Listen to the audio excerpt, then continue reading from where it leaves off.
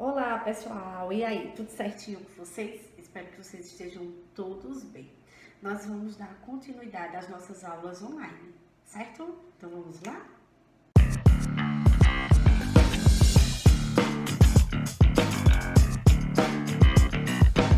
E o assunto de hoje é continuação da evolução das espécies. Então hoje vamos falar sobre especiação. O assunto anterior, que no caso essa é a continuação, foi evolução. O que é a evolução? É a transformação do indivíduo ao longo do tempo, né? Isso também fala sobre os fósseis, no caso os restos ou vestígios de animais, no caso de vidas passadas que foram deixadas na Terra. E falamos também sobre um pouquinho sobre Lamarck e Darwin, né? Lamarck, ele fala um pouquinho sobre a primeira lei de Mendel, né? Fala sobre a lei do uso e desuso e das características adquiridas que são transmitidas, e fala também sobre, Darwin fala sobre seleção natural. Então, Lamarck dizia que tudo que a gente usava desenvolvia, tudo que não usava atrofiava. E Darwin não, ele acreditava que todos os indivíduos se adaptando ao ambiente, eles se reproduziam. Os que não se adaptavam morriam. Então, era a sobrevivência dos mais fortes, tá? Nesse assunto, nós vamos falar sobre a especiação. Então, na realidade, o que é a especiação? É a formação de duas ou mais espécies a partir de um ancestral, tá certo? Então, para que seja formado uma ou mais espécies, é necessário que tenha um ancestral dessa espécie, ok? E a espécie nada mais é o cruzamento entre espécies semelhantes que vão originar indivíduos férteis, no caso, essas espécies semelhantes, elas se cruzam, tá? E desse cruzamento eles vão originar indivíduos, e os indivíduos originados desse cruzamento, eles são férteis. Isso é espécie. Então, na mecanismo de especiação, nós vamos ver vários mecanismos. O primeiro aí é a alopátrica. O que é uma especiação alopátrica? É quando, né, duas populações de uma espécie são separadas por uma barreira geográfica. Então, aí nós temos duas populações, tá? Que no caso, que é população, são indivíduos da mesma espécie, tá? Só que essa população, ela vai ser separada por alguma barreira. Seja ele por uma montanha, um deserto, um rio, um lago, uma floresta, ou qualquer coisa que separe essas duas populações, tá? Então, nesse caso, ocorreu uma separação espacial, no caso, uma separação alopátrica, tá? Então, houve um isolamento geográfico. As espécies, no caso, a mesma espécie, elas foram separadas por um fenômeno, tá certo? Da natureza, e, no caso, por uma barreira e uma montanha, e ocorreu um isolamento geográfico dessa espécie. Aí se chama especiação alopátrica. Em seguida, nós temos aí a especiação peripátrica, que no caso os indivíduos se dispersam através de uma barreira na realidade, uma barreira já pré-existente, não é a anterior alopátrica, que foi uma barreira formada por algum fenômeno, tá? Aí é uma barreira pré-existente que se estabelece em uma área ainda não habitada, ok? Nesse caso aqui, os indivíduos, quando foram separados por algo já existente, eles podem sofrer uma mutação, essa mesma espécie. E sofrendo uma mutação, eles vão se diferenciar da população ancestral, né? Porque na realidade, ó, eles eram idênticos, só que eles foram separados por uma barreira que já existia, tá certo? Essa barreira, então eles foram separados. À medida que houve a separação deles, eles conseguiram, na medida que eles foram cruzando, havendo mutação, e a mutação desse indivíduo fez com que ele ficasse diferente do ancestral, certo? No caso de uma população ancestral, então ele diferenciou. Então aí é uma especiação peripátrica. Em seguida, nós temos a especiação simpática. No caso, é uma espécie que vive em uma mesma área, mas não há cruzamento entre elas, tá certo? No caso, por não haver o cruzamento, vai haver diferenças que resultam na especiação. Então, eles são da mesma espécie, estão no mesmo território, mas não conseguem se cruzar, ok? Então, é uma especiação simpática. Isso também ocorre uma especiação em plantas. A gente falou em especiação em animais, mas também ocorre em plantas. Na especiação em plantas, nós temos a hibridação, certo? No caso, podem ser formadas quando ocorre fertilização entre espécies diferentes, certo? Geralmente, quando há hibridação nesse tipo aí, os descendentes são estéreis. No caso, a planta que foi formada, plantas de espécies diferentes, quando ela é cruzada, ela pode originar indivíduos estéreis, tá? Então, esses indivíduos que foram originados desse cruzamento de plantas de espécies diferentes, eles não conseguem gerar descendentes, ok?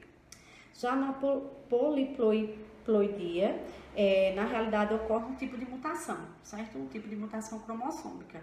Então, nessa mutação que ocorreu, certo? Ela pode também formar novas espécies. Então, assim, gente, na evolução, a mutação é fonte primária da variabilidade genética.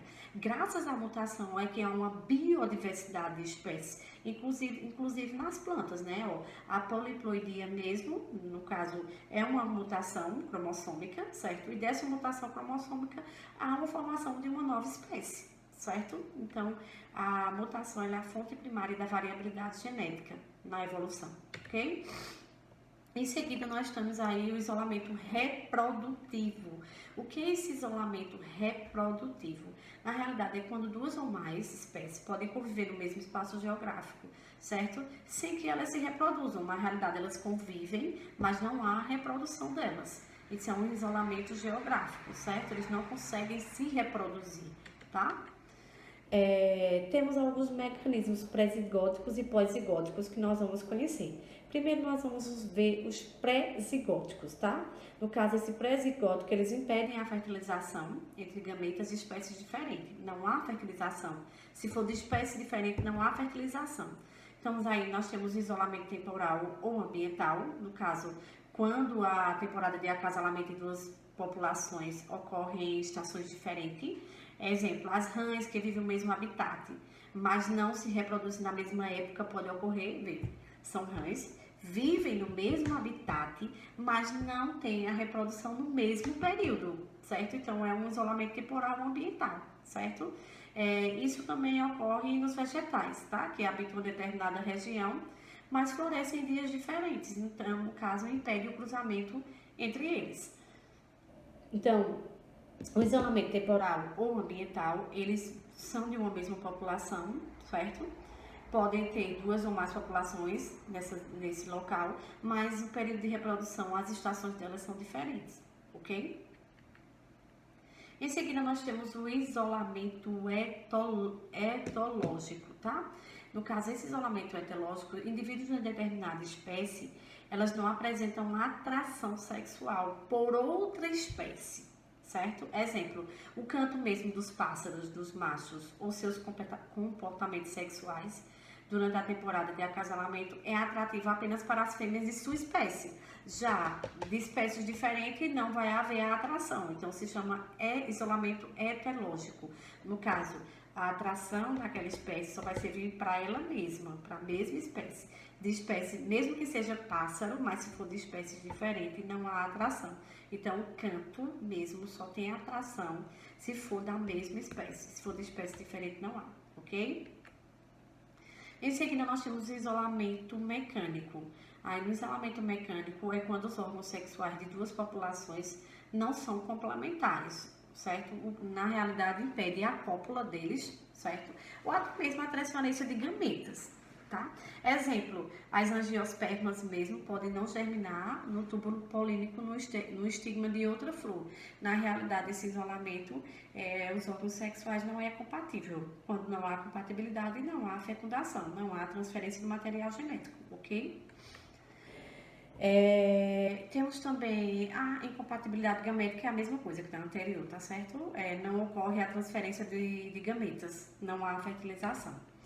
E temos os pós-zigóticos. Nós vimos o pré anteriormente e agora vamos ver os pós. Os pós-zigóticos ocorre a mortalidade zigótica, no caso o óvulo é fertilizado, mas o zigoto morre, ele não consegue se desenvolver, ocorre a fertilização, mas não ocorre o desenvolvimento.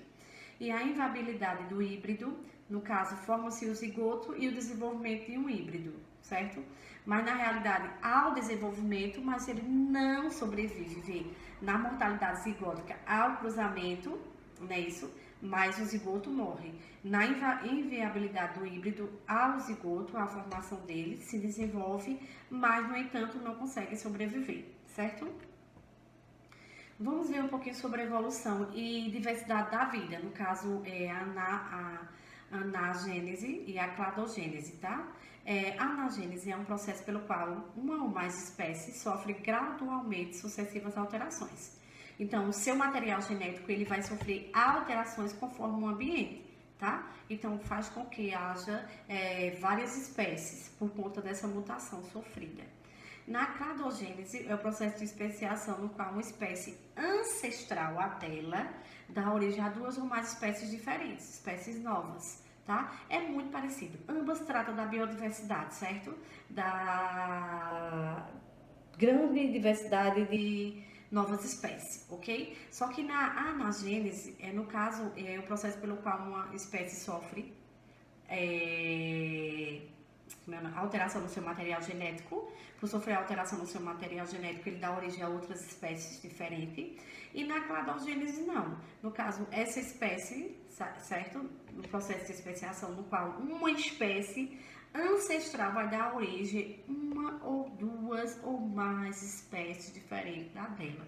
Então, não houve alteração no material genético da ancestral, mas ela fez com que seus descendentes tivesse essa alteração genética. Já na gênese, não. Ela primeiro sofreu a mutação para originar os indivíduos, certo? Diferente, ok? Espero que tenham compreendido o conteúdo de hoje, no caso tenha ficado claro, que é a continuação sobre a evolução das espécies, ok? Que é justamente a transformação dos indivíduos. Lembrando que a mutação, a migração e a seleção natural é de suma importância na evolução das espécies, tá? Porque a mutação é a fonte primária da variabilidade genética, certo? Graças a ela é que há uma biodiversidade. A migração também, a partir do momento que o animal migra para um outro local, ele se adapta a esse outro local. Então, ele faz com que novas espécies sejam produzidas.